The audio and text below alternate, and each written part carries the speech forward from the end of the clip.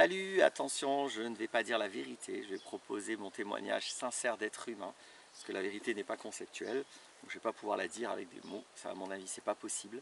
Euh, et donc, je vais revenir un petit peu sur le recadrage de novlangue, sur la notion de sagesse, d'être sage, et surtout dans cette considération avec les enfants. Euh, Jusqu'à maintenant, j'ai fait ce recadrage de novlangue plutôt sur des accès, on va dire, politiques. Après, c'est un mot qui veut dire beaucoup de choses ou pas grand-chose. Et là, c'est beaucoup plus... enfin, c'est moins politique. On s'en fout un petit peu après tout ce que c'est pas. Mais c'est sur la sagesse. Alors pareil, la notion de sagesse, la notion d'être sage, en soi, c'est pas de la novlangue. En soi, c'est pas un diabole, la notion de sagesse. Mais je vais décrire dans quel contexte et de façon très normale, nous avons diabolisé, nous avons utilisé comme un diabole. Allez voir ce que j'entends par diabole, hein. Des fois je l'utilise, je ne parle pas du tout au sens religieux justement. Je veux reprendre à la religion la notion de diabolique, parce qu'à l'origine la notion diabolique est beaucoup plus pertinente que ce que les religions en ont fait. Et donc en gros, enfin juste pour être simple avec ça, le diabolique pour les religions c'est ce qui ne plaît pas aux religions. Le diabolique au sens premier, c'est les concepts qui vous créent des dissonances cognitives, pour être très rigoureux. C'est ça, parce que ça crée l'enfer, les dissonances cognitives, donc c'est diabolique. Donc, dans certains cas, la notion d'être sage est diabolique. Alors c'est surtout dans la considération avec les enfants. Je vais prendre par exemple le contexte de l'école, mais ce n'est pas que dans le contexte de l'école, ça peut être aussi dans des contextes familiaux. On va demander aux enfants d'être sages. Et on renverse tout, parce qu'on va demander ça sans aucune sagesse. C'est-à-dire que être sage, en fait, c'est un diabole, donc c'est un renversement de valeur, de la valeur de sagesse, de sage. C'est devenu être docile, être obéissant. Je ne dis pas qu'il y a un problème avec le fait d'être obéissant. Dans certaines circonstances, c'est probablement utile pour des enfants. Mais n'empêche que ça n'a rien à voir avec la sagesse. C'est pas sage en soi que d'être obéissant. Ça peut être d'une connerie monstrueuse d'obéir à des escrocs, à des pervers narcissiques, à des gens qui volent le trésor public. Vous voyez un peu le genre de considération que je vais retourner sur la politique. Donc il n'y a vraiment rien de sage à être docile et obéissant en soi. Donc bien sûr que c'est indépendant de la sagesse cette notion. Donc quand on demande par abus de langage total, par novlangue, d'être sage, et que dans le système scolaire, les enfants, s'ils n'obéissent pas aux adultes, quelles que soient les demandes des adultes, même les moins sages, on va considérer qu'ils ne sont pas sages, comme on dit oui, sois sage, non, tu n'es pas sage, ben là on est vraiment dans de la novlangue.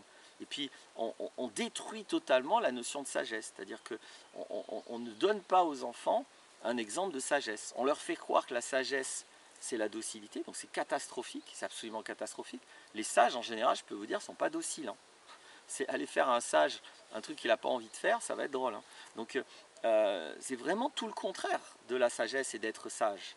Et c'est terrible en fait, hein, vraiment de détourner à ce point-là, de galvauder à ce point-là certaines notions. Donc pour ça, c'est vraiment de la novlangue et ça permet de vraiment, dès l'enfance, dresser des gens à se priver de toute sagesse et pire que tout, à se faire croire que la sagesse, ça consiste à obéir à des gens quoi qu'ils demandent. Parce que c'est ça le contexte scolaire. Moi j'ai eu des ordres, parce que c'est comme ça que ça s'appelle en fait. Hein. Et encore, l'école, elle était sûrement pas aussi pire que maintenant, mais dans toute ma scolarité, parfois j'ai eu des ordres complètement débiles, d'une immaturité et d'une impertinence monstrueuse. Mais c'était obligatoire d'obéir à ça. Je ne vous raconte même pas ce qui se passe à l'armée ou ce qui se passe quand on est dans la police. On peut recevoir des ordres carrément illégaux. Et les policiers sages, les policiers, les bons policiers, ce sont ceux soi-disant qui obéissent aux ordres, alors que leurs lois, leur code leur interdisent de faire ça. Ou plutôt, leur code leur l'oblige, je ne vais pas y revenir, j'ai déjà parlé de ça, enfin si j'y reviens, mais j'y reviens brièvement, leur oblige de désobéir. Donc voilà, cette notion d'obéissance qu'on galvaude soit vers du respect aussi, on va dire qu'ils sont irrespectueux les enfants. C'est-à-dire qu'on les force à faire un truc, on leur demande rien, on leur force à apprendre ce qu'on a décidé, comme on a décidé, quand on a décidé, dans les lieux qu'on a décidé, à l'heure qu'on a décidé. Et sans rire, c'est eux qui seraient irrespectueux s'ils n'obéissent pas au doigt et à l'œil. Donc évidemment que là on est... Alors je ne dis pas encore une fois que c'est bien, pas bien, c'est pas mon discours. Mon discours c'est, on pourrait assumer de donner des ordres à des enfants, de leur demander d'obéir à des ordres. Parce que c'est le cas. Si on pense que c'est bien, pourquoi on ne l'assume pas? Pourquoi on ne dit pas, les enfants, c'est important de leur donner des ordres et ils doivent obéir aux ordres. Ils doivent faire ce qu'on leur dit et ils doivent avoir aucune autonomie de pensée et ils doivent avoir aucune initiative. Ou alors très peu. Ou les initiatives qu'on va leur donner, c'est dans le cadre des ordres qu'on leur a donnés. Donc, si on pense que c'est bien, pourquoi on ne l'assume pas? Pourquoi on détourne ça vers un manque de sagesse s'ils ne le font pas, ou un manque de respect, ce qui n'a rien à voir ni avec l'un ni avec l'autre? Pourquoi est-ce qu'on fait ça? J'aurais pu d'ailleurs, pareil, je vais le faire, j'ai dit que cette notion de sagesse est de la novlangue, et cette notion de respect aussi est de la novlangue. Il n'y a aucun respect d'un enfant à obéir. Obéir c'est une chose, respecter c'est autre chose. Le respect, pour moi, j'ai fait de nombreuses vidéos là-dessus, c'est de ne pas être intrusif. Quand un enfant n'obéit pas à l'ordre d'un adulte, il n'est pas irrespectueux, il n'est pas intrusif. Il n'entre pas dans le champ de responsabilité de l'adulte. Il décide juste de ne pas obéir à l'adulte, ça n'a rien à voir. Est-ce que c'est bien, est-ce que c'est pas bien, c'est une autre question, mais ce n'est pas un irrespect.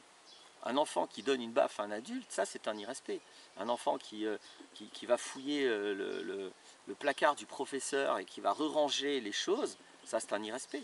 Mais l'irrespectueux, c'est le prof qui va faire ça dans le placard de l'élève.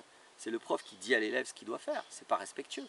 Peut-être qu'on assume de manquer de respect aux enfants parce qu'on pense qu'ils doivent obéir, pourquoi pas? Mais pourquoi, encore une fois, on ne l'assume pas? Pourquoi est-ce qu'on change les mots pour redorer quelque chose qui est objectivement des ordres et une demande d'obéissance? On se pose en autorité, on demande d'obéir à des ordres, on pense que c'est intelligent, et du coup le truc c'est que comme on fait de la novlangue et qu'on ne dit pas les choses, vous voyez la novlangue c'est ça, hein, c'est la guerre c'est la paix, on ne veut pas assumer de faire la guerre alors on prétend qu'on veut faire la paix. Et là c'est pareil, on ne veut pas assumer de demander d'obéir alors on prétend que l'autre serait pas sage ou que l'autre serait pas irrespectueux. Est-ce que vous voyez bien le renversement? Donc ça c'est un renversement très fréquent, très commun dans notre société, très normal. Voilà, c'est du galvaudage normalisé, c'est de la novlangue normalisée, c'est de la diabolisation normalisée de concepts.